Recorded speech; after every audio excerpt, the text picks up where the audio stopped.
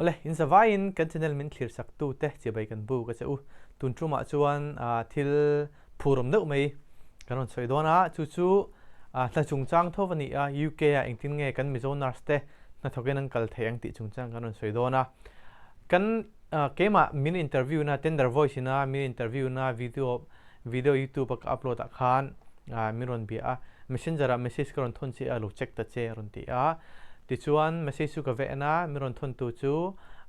Esther Basely ania ma chu Salvation Officer Thin Commissioner Chiang Nu na Khami Fanu khani ti chuan ma chu mizo thowania UK training chuakin oma pasal nupi pasal fanau te nein UK om to chu chuan miron bi message miron thona ke interview na vela tang khanin kema taka kha nursing course te Singapore ma Mizoram kan zirla ti chuan UK nurse na thokin local dan kan ngai to doni kan bui pui don ne min ti amaro chu kan kumte lo tam vele de flek to nursing course han kal thale tur chuan chumi chuanin kanin pe chho zela ani chuan anangma eng lo chuanin midang local du turo mangchi I hriat chuanin miron bek po tir te che ati chumi chungchang chu kanon soidon ani ti chuanin UK nurse thok tur khuan poimo chuan BSc nursing mo GNM nei ngaya ti chuan video dang apo kan soito angin hemi IELTS second ti te OET te exam kha chu khangai ta chumi baka chuan thona tur hospital khan ron boi pui to don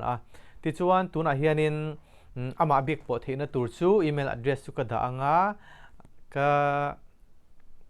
inglo po kan da thawang description po kan da thawanga ti chuan in lo be popanga chumi in be popanga thil tu le poimo le chuma pon ron hril tha thawang chuwanga ta tang chuan in be chhowanga atul te angai te kha in hril tha thei to tur angai na thang ti chuan email account email address chu etbasley16@gmail.com ania ta hianin email thon thei don ti chuan ama hi tuna hian UK omega pasal fanau te nein ti chuan mizo nurse GNM ni mo BSc ni mo UK na thoka kal du chuan in pe thenga chumi ni rol ro chuanin anni na thei to pa sopi ma chu khan in ti tur ngai chu